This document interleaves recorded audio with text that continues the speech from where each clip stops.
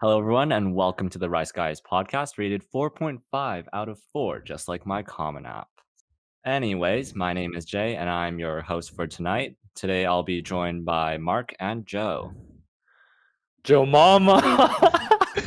Okay, so today's topic from the beginning is gonna be on weight loss and body shaming. Yeah, and body, topics of body image and social media and what constitute as, what constitute as body image. One of the most prominent examples right now is the before and after photos. Like, what do you guys think of that? Personally, for me, as somebody who's went through weight loss and went through that kind of process, and I take pictures for myself to show progress, I think it's kind of ridiculous to say that something that I've put so much work into is shaming other people. And I think we see this trend, and it's really common around a lot of things. And yeah, that's pretty much my take. Like I don't know what you guys think about it, but like I think it's kind of crazy that just because I worked hard on something and I want to share it with people is me shaming other people's bodies. Same here. My take is that, you're entitled to show off your progress in like a non-demeaning way, as long as you're not like imposing yourself all the time upon others. I feel like, go for it. It's your body. Do what you want with it. Hmm. What about you, Just to be Joe? the devil's, just to be the devil's advocate here. Uh-huh. I think I know three people now who've actually suffered quite heavily from body image issues and other such. Well, it's not we don't call them illnesses, do we? It's more like a what do you call it? Dissatisfaction with yourself? Yeah, like a disorder, right? Diagnosed And disorders. I just keep thinking like what if I'm looking at it from their perspective? What if my Instagram feed is always constantly filled with those before and after photos and like I'm struggling to think of how I feel about my own body, right? Uh-huh. And I keep seeing other people like I'm proud of them, but it also feels like I'm ashamed of myself that constantly need to make um these hard decisions like counting calories, should I have the butter pecan tart or should I have the ice cream cake? Oh wait, might as well have neither because I want that ideal body image. Mhm. So it's in their perspective. I don't know how I feel about that. Yeah. Yeah. Well, here's the way like I see it, right? So, I was obviously dissatisfied with the way I looked in the mirror and my weight. And instead of, I guess, developing an eating disorder through that, I took that as motivation to work harder. And to be honest, when people tell me like, "Hey, don't talk about your journey, don't talk about what you did, don't talk about your struggles because that's body shaming and that's promoting like eating disorders." It honestly hurts me to think that me trying to share my success with others to inspire them is being seen as shaming other people. Like I could definitely see where they're coming from when they say, "Oh, it's hard to be this and it's hard to be that." But from another standpoint, we also have to think about like health in general, right? Because Hmm. there's a line between being a bit chubbier than other people or being a bit skinny, but then there's like morbid obesity or like anorexia, right? Being way too Hmm. skinny. Hmm. So like where do we draw the line there, right? Hmm. Yeah, And I like mean, I on a slightly related note, like, would you say that it's the before and after style photos that are causing the issue, or is it like airbrushing that's prominent in basically every aspect of our media? you've got a good point there. Like you talked about, like if it's about a personal journey, I feel like, well, not entitled, but I feel like you have the right to be proud of yourself because you've made that journey and you put in the hard work. And, social media is supposed to be about posting things you care about or things that make you happy, right? And of course, people saying that your progress would be a definition of body shaming. I understand why it can be hurtful for you. Like, let's say, for example, I got accepted, or like I got a really good grade at a project, or I got a promotion and I posted it on my social media. I wouldn't I would also feel hurt if people said that, "Oh no, your success shames other people who aren't successful." What do you feel about all the people who didn't get that promotion, or whole like the people who didn't get that grade? Like, I want to be able to post things that make me happy and inspire others to do so if I can. And I totally understand what you're saying with that. Uh-huh. For example, where exactly do you draw the line between like posting of self progress and inspiration and posting to show off, you know? Because a lot of people, where the harm really comes in is when you're posting to show off, when you airbrush yourself, when you Photoshop everything.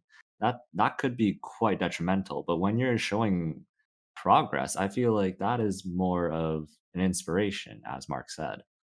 Hmm. I think like where we have to really think about it is like when it comes down to actual progress versus like like you said, photoshopping and stuff like that. Because when but I feel like in general in a lot of topics we're getting into a really extreme side of things where pretty much anything can be correlated to something negative.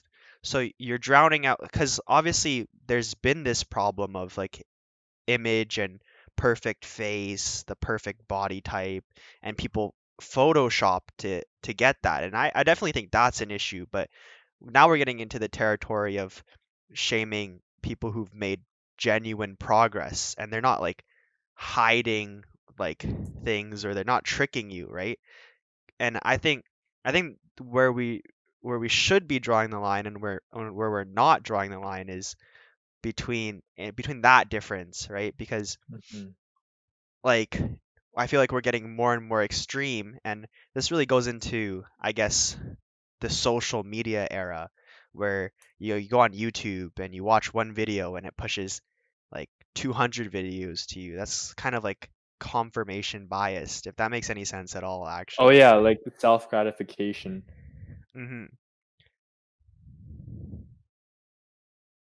And I think as time goes on, we as people think less and less about others' opinions and more about like your ideas. You search them up, and then Google pushes them back to you, so you think therefore I am correct, right? Yeah, yeah. Um, you raise a really good point. I feel like, it really questions the purpose of social media in general, right? Uh-huh. Because I know a lot of people, some people use it for the memes. Uh-huh. Some people use it for like things they're actually proud of, like their family life. They use it as like for people to catch up with them, and others use it for like self gratification, even though you may not be feeling so well on the inside. It's like putting on a mask. You're saying to the world, I'm happy, I'm living the best life, I'm perfect. But is that really healthy?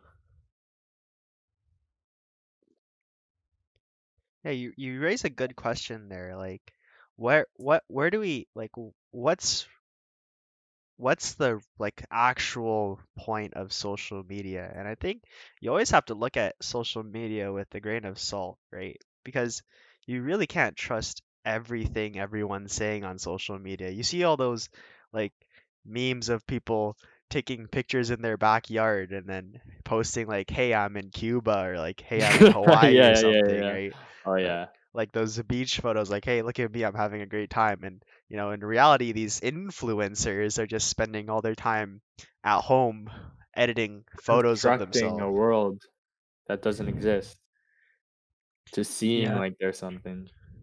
and back on the same topic, like we've heard it so many times that we start to take it with a grain of salt, but it's true that social media is the highlight reel of many people. And what we're doing is we're comparing our behind the scenes with people's highlight reels, and that's just not fair.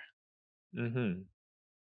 Yeah, that's actually a really good analogy for it. Like, but I think, you know, I think we should, look at social media as a highlight reel, right? Like you post before and afters to highlight like the success you've made. Like nobody wants to read like how bad your day's been going every day. Like you don't, unless you're like starting to start a Twitter war, you don't post like depressing things on Twitter for seemingly no reason, right? Like Mm-hmm. you want to show people So like, hey, this is what I'm doing. It's pretty cool, right? And people, I guess, they get too caught up in the ideal life, which is always exciting when sometimes you just gotta wash the dishes and I'm not gonna post that on Instagram, right? yeah, yeah.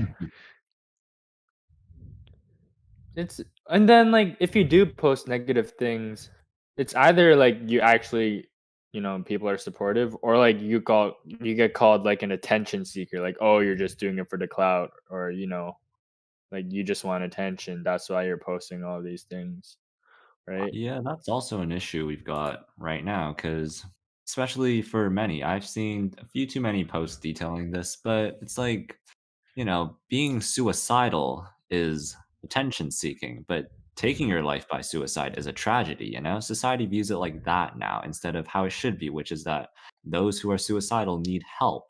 And, you know, it's not a form of attention seeking. They genuinely need help, and yet we just shun them. Hmm. Well, I have been seeing a lot more positive communities on social media that actually help address such things in the community as well. But it can definitely go either ways. You're either just totally shaming them, or you're actually being positive and helpful. It depends on where you are in in the social media realm.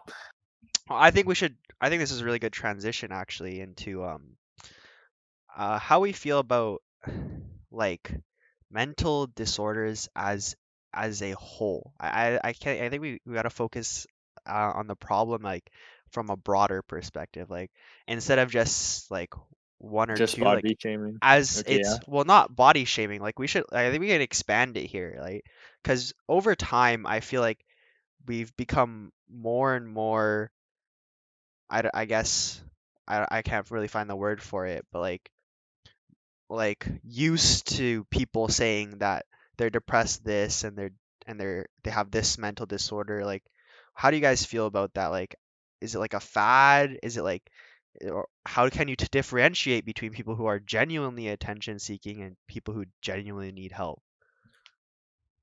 It's definitely a fine line. For example, many students nowadays, their entire life is almost based on like making it seem like that they have it really hard.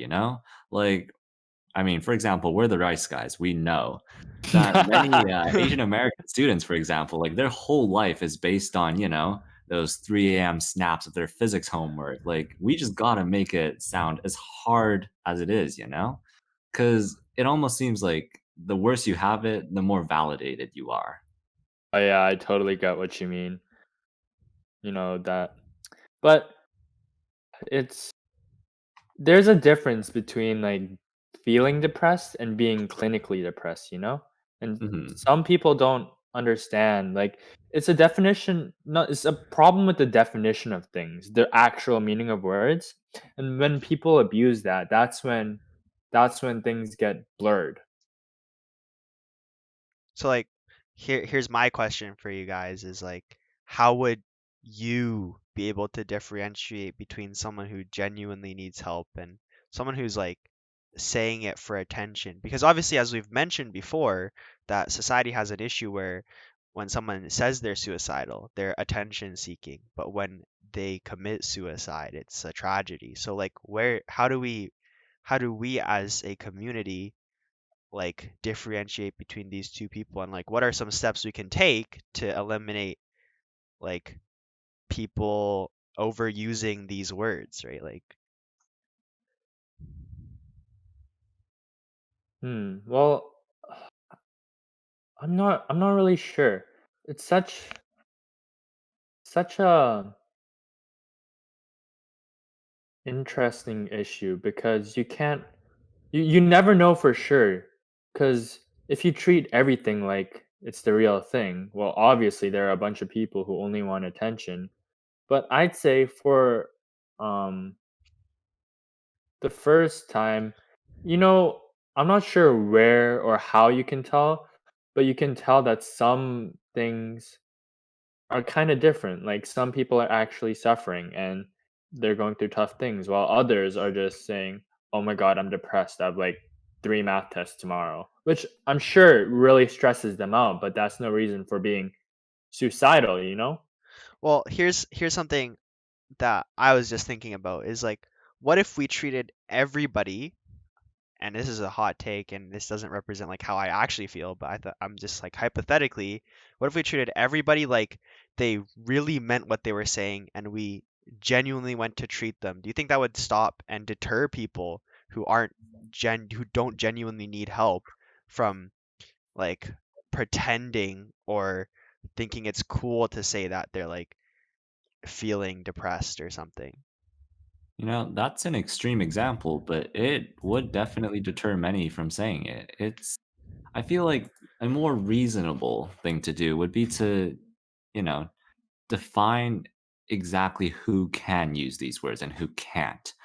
And for example, like there are clinically diagnosed cases of depression. There are clinically everything should be taken from a clinical standpoint. Like you can't just go around saying you're depressed when there's nothing supporting that, right? But, you know, if we sought help for everyone that said something, then it would deter those from just joking about it or saying it just, for the attention. Hmm. But then we gotta, but another thing we have to think about is like, what about the, because like, I don't know, I feel like most people who are genuinely not feeling like in the right state of mind wouldn't really want to talk about it, right? Like, how would Hmm. we deal with those people? Say, and especially with nowadays with all these people just saying it, right? People who genuinely have these feelings can no longer determine like what they're really feeling, because then you get like, I guess, people like us saying that, you just saying it, maybe, you're just doing it for the attention, but then, it goes into the minds of people who genuinely are feeling unwell, right? Like, how would we treat the non-vocal community of these kinds of people? First of all, let me just clarify that we are not registered therapists, and if you are one of those non-vocal, you should consider seeking medical help or professional help because that's how you'll get treated best. And Yeah. always remember that there's people out there who care about you.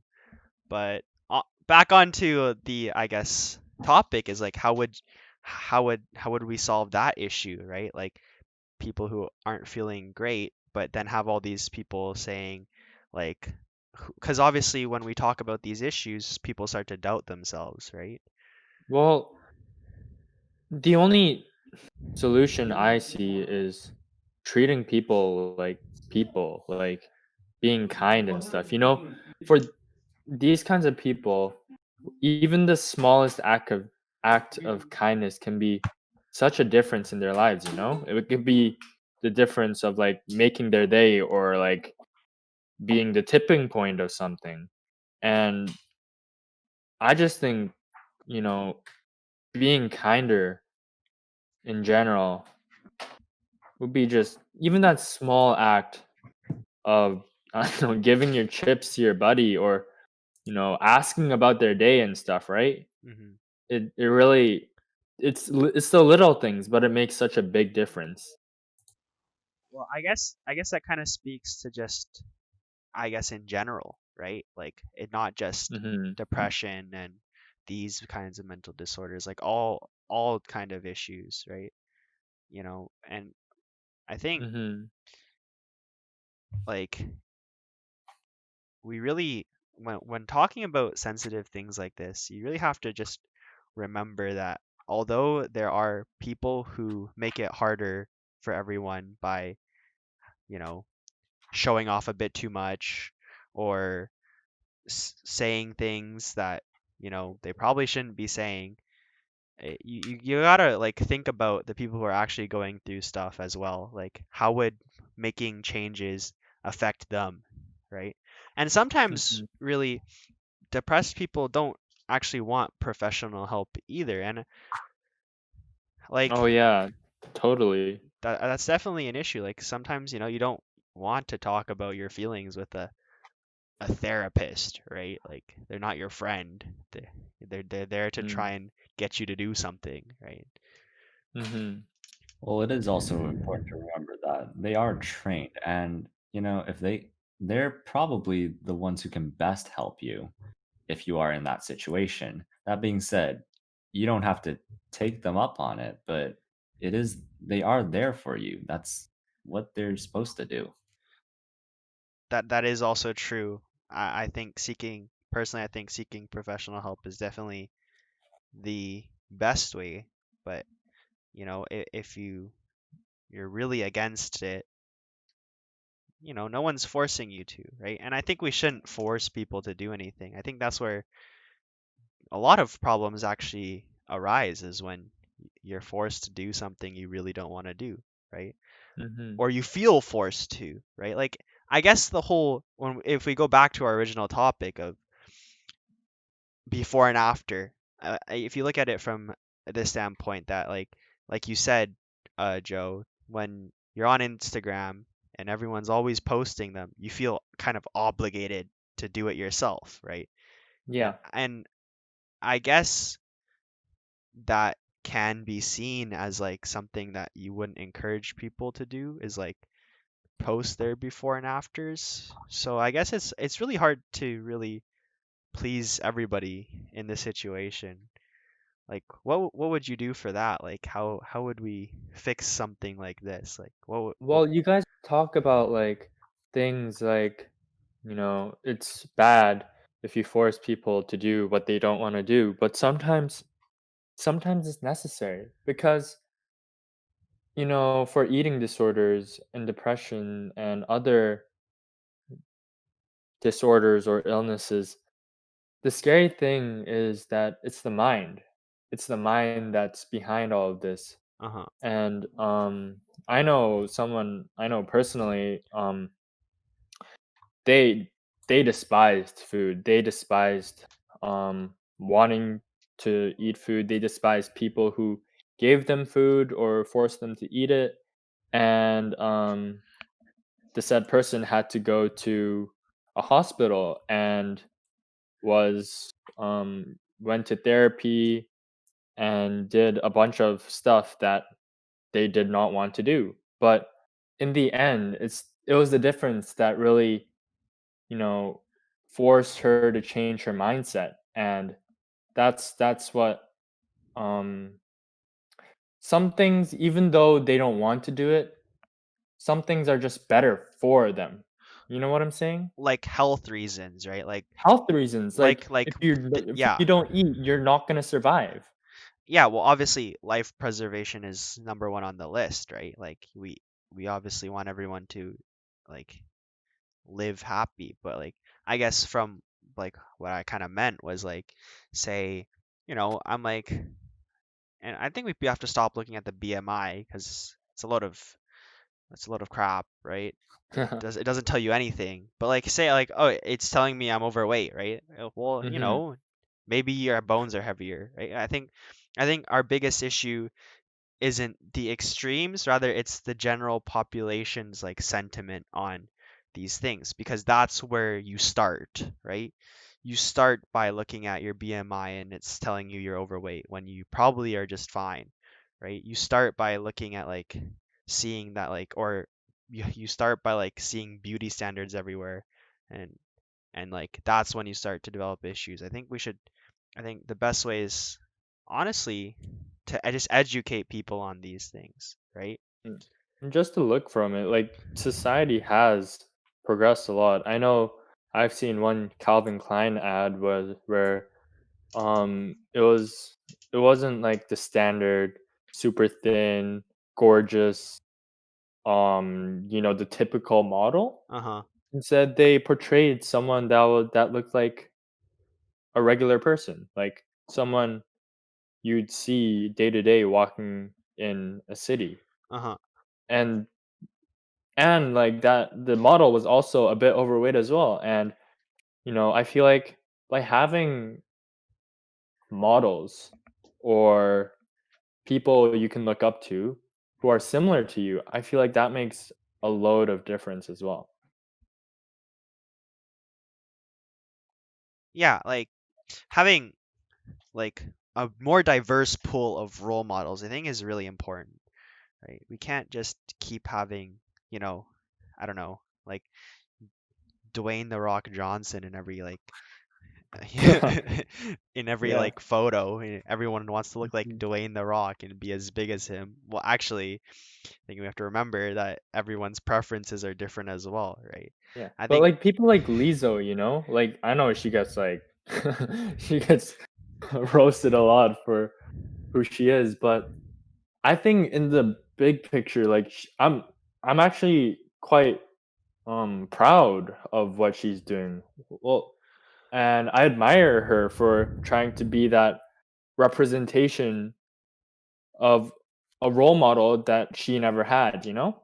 but I feel like that is true, but then we also have to think about, when people start using things like this as an excuse to try and to like not improve on like a health issue, right? On a health issue for sure. Like, because I know for sure that there's a lot of people going around who have health problems and are using like genuine role models as a way to excuse themselves from actually becoming healthier because in the long run they're going to develop like a serious illness that would end their life early, right?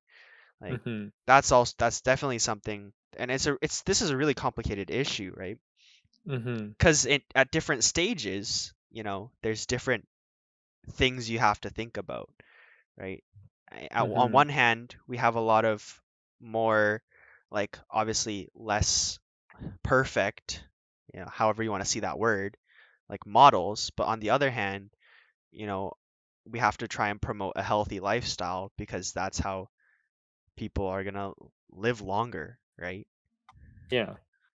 Yeah, we gotta stop talking about health in terms of weight or numbers. It should be something more about like how you feel.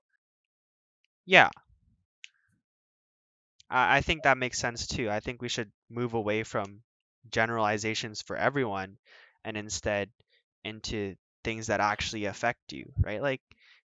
Like obviously I wasn't like obese or anything. I was just overweight. And I definitely noticed I had a lot more like eczema because I get eczema. I had a lot more acne. I had a lot more knee issues, right? My joints couldn't really handle my weight that well, right? Mhm. And obviously now I feel a lot lighter on my feet, like literally. Not saying that it's a bad or a good thing, right? You can see it how you want to see it, but like from a health standpoint, I'm definitely a lot healthier. And that also starts with the way you're eating, right? Like it's really hard to be healthy, which is really surprising. Like organic food costs so much more than, processed food. Yeah, you're right. This is the first time in history that natural foods are more expensive than processed foods. And it's also the first time in history where being thin is a symbol of your wealth rather than being, overweight. Because, if you were heavy back in the day, that meant you were rich because you could eat. But now you see more and more often that it's the poor who are overweight because they can't afford to have a healthy eating lifestyle. And especially in America, it's prominent because of the abundance of corn syrup and the other highly processed foods that can be a detriment to your health, Hmm. which are really cheap foods. It's quite fascinating. Yeah, that's actually really interesting to look at. Like you said, nowadays it's healthy to eat like less, I guess, right? And you can't blame a lot of people actually because human instinct is just to keep eating, right? Because in the past, you never know when you're going to get your next meal, right? So you got to store it up for later. Hmm. And I think it's really hard for a lot of people to control that, right? Like everyone wakes up at some point at the night and they're just like, I want to get some food right now. And some people Yeah, do, and yeah. some people don't, right? And it's just it's nature, and it's kind of hard to like fix that, right? Like, how are we supposed to make healthy foods more affordable when that's a huge marketing ploy from like companies, right? Yeah. I feel like one thing we really haven't addressed, we've talked about all of these issues, but we haven't talked about the disparity in which they can be handled according to an economic standpoint. You Uh-huh. know, Yeah. like how can you afford to go see a therapist if you can't afford to eat? How can you know, it's like it's exponentially harder for people who don't have money to find solutions to these problems. And we're saying this in a place of privilege, you know? Yeah, for sure. Mhm.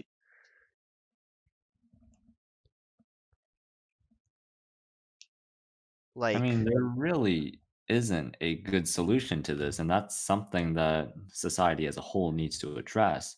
But in the meantime, like, a lot of people just tell each other, make do, but often you can't. And that's where society just falls flat on its face. Like, we all revolve around money. And I mean, again, we come from a place of privilege, but many don't. And that's kind of the issue here. Like, those who were born into privilege have everything set out for them, but those who aren't have to fight for a lot of things on their own. And often that means sacrificing more than anyone else should. yeah, that I agree with that. Like solving a lot of these problems is actually like it's more of these are all first world problems. Like Yeah. the like and I guess obesity kind of, it's only an issue in richer countries, right? Like, I think Mhm. In if more we developed countries. uh-huh, like if we think back just like 60 years, right? And you think about like China, and I hear all these stories from like my parents, right? Like back in my day, we had nothing to eat, right? Now we're like worrying about eating too much, right? Just like imagine that, and a lot of countries now don't have that kind of luxury, right? And that is an issue in its own, right? But like then you wonder, we have all this food here, like why don't they have all that food as well, right? Hmm. Yeah, I mean, different countries in different stages of development all have their own problems, right? Uh-huh. And obviously, no system is perfect. And it just happens that those in a more privileged country have this issue, while those in a slightly less developed country have other issues that they need to address too. But no matter what stage of development our countries are in, there's always going to be some kind of issue, and it's always going to pervade the majority of society there. So what do we do about that? Do we just like live with it? Do we try to change it? Because if you think about it, right? If there's always gonna be a problem, but do you just live with the problem then? Like how do we go about that? Do you just like sit there Well, and think, we always gotta work towards a better future, you know? uh-huh, What are the solutions we it's it's always a part of like, I guess, innovation and social innovation, technological innovation, medical innovation, structural reformation, Uh-huh. And one thing I find interesting, I kind of want to go back on how we said it's in the developed countries we see that obesity is most prominent, right? Uh-huh. But there are some examples. For example, like the Federated States of Micronesia. Uh-huh. It's a country in Oceania Yeah. where it has, due to global trade and bad and its dietary change influenced by foreigners, it has an alarming it has alarming rates of overweightness and obesity. And in one district, 88% of adults aged 20 or older are overweight. So it's not necessarily only a developed world problem. It can also perpetuate onto other countries, other developing countries in the global south, or but due to global trade and free trade. Yeah, it's definitely a problem that could be passed on over, right? Like, but I think the biggest thing is that in a developing country, more people have the tools to solve that, right? I don't I don't really know much about the country you just talked about, but I don't think Yeah. they really can do anything about that, right? Yeah, that's the issue because they're so reliant on this trade deal for their economy, and it's negatively affecting the health of the people. But what can they do about it in an increasingly modernized world? You know, it's hard to cut trades with the global powers, right? Yeah. Like you as an insignificant country in terms of, the world stage, what can you do? What kind of negotiating power do you hold? So I mean, I guess all we can really do is just say, watch your health, right? We live in a privileged country, and and you know, I instead of worrying, I guess, about how other people are, don't really don't compare yourself to others. Rather, I think you should compare yourself to yourself. I think the best way to go about this is actually for just everyone, instead of saying, "Hey, I'm just so much worse than this person," right? Like, because there's always someone who's worse than you, and there's always someone who's better off than you, right? Instead of that, I think we should focus more on being a better version of yourself the next day than you were today. And I think that's the best way to think about it.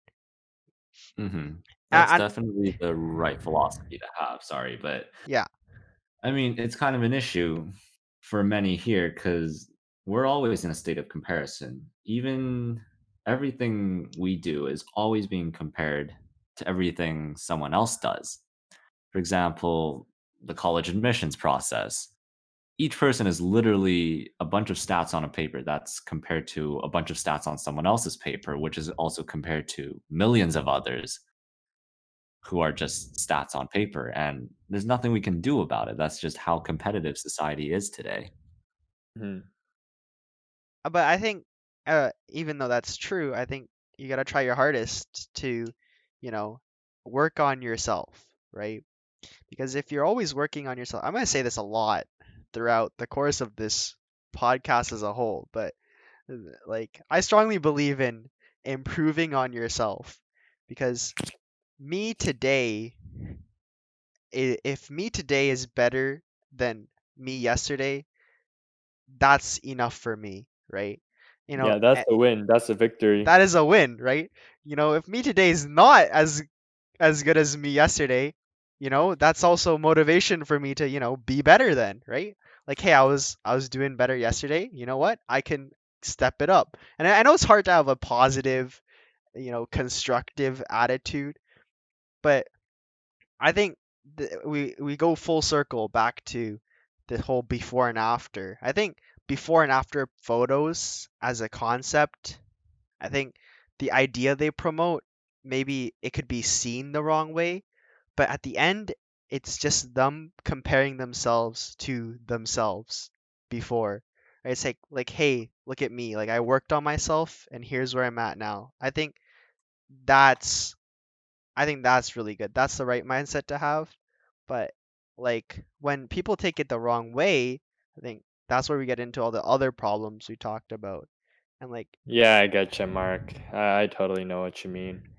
But yeah, promote a healthy mental mindset, you know, a healthy attitude where you can view yourself as a work in progress, and that it's okay to feel down. It's okay to feel sad because that means your emotions are perfectly they're working okay, and that it's okay to have all of these feelings, and that we should not should, but it's better to have a positive outlook about yourself and life, and that's yeah, that's a good message.